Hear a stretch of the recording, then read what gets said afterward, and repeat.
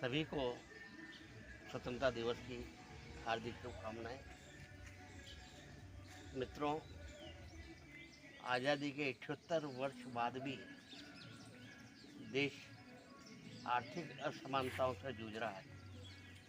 आर्थिक असमानताएं सभी क्षेत्र में बढ़ गई है, चाहे वह धार्मिक क्षेत्र हो, चाहे व्यावसायिक क्षेत्र हो, चाहे राजनीति का क्षेत्र हो, चाहे आर्थिक क्षेत्र हो।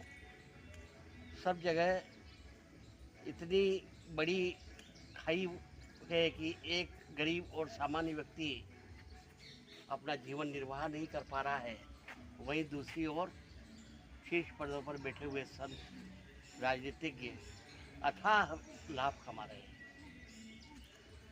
एक लोटा जल और सभी समस्याओं का हल कहने वाले पंडित प्रदीप जी मिश्रा, राजनंद गांव में अभी एक कथा उनकी 31 लाख रुपए में तय हुई थी, परंतु वहाँ की समिति के पास में जब इतने पैसे इकट्ठे नहीं हुए तो उन्होंने वो कथा कैंसिल कर दी कि मेरे को 31 लाख रुपए हो तो ही मैं कथा करूँगा। जो अपने व्यासपीठ की गद्दी पर यह संदेश देते हैं कि पैसा कुछ नहीं है, पैसों का संग्रह न करें, पैसों का मोह न करें, वो स्वयं 7 दिन की कथा के 31 लाख रुपए और इसके बाद में तुलना ये है कि उनके आवास, भोजन, ठहरने की और सब यही भी व्यवस्थाएं होना चाहिए।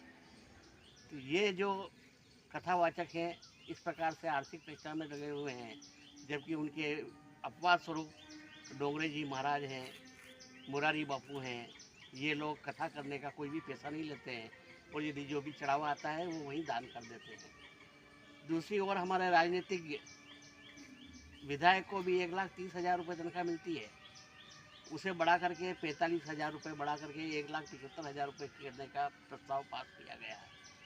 और पेंशन विधायक को 48,000 रुपये मिलती थी, उसको बढ़ा के 75,000 रुपये किया जा रहा है। और यही नहीं, यदि कोई एक दिन भी विधायक रहे तो उसे ज़िंदगी भर पेंशन और तनख्वाह मिलेगी। और यही नहीं, यदि वो जितनी बार विधायक रहा है या सांसद रहा है उतनी बार की उसको पेंशन और तनख्वाह मिलेगी। तो इस प्रकार से एक व्यक्ति बिना कुछ किए लाखों रुपए कमा रहा है और एक व्यक्ति जो 600 रुपये महीने के इनको वृद्ध लोगों को, निराश्रित लोगों को दिए जा रहे हैं। बहुत समय से मांग की जा रही है कि 1,000 रुपये कर दिए जाए, वो आज दिन तक नहीं हुए। इस प्रकार से आर्थिक असमानता है इस देश में इतनी बड़ी हुई है।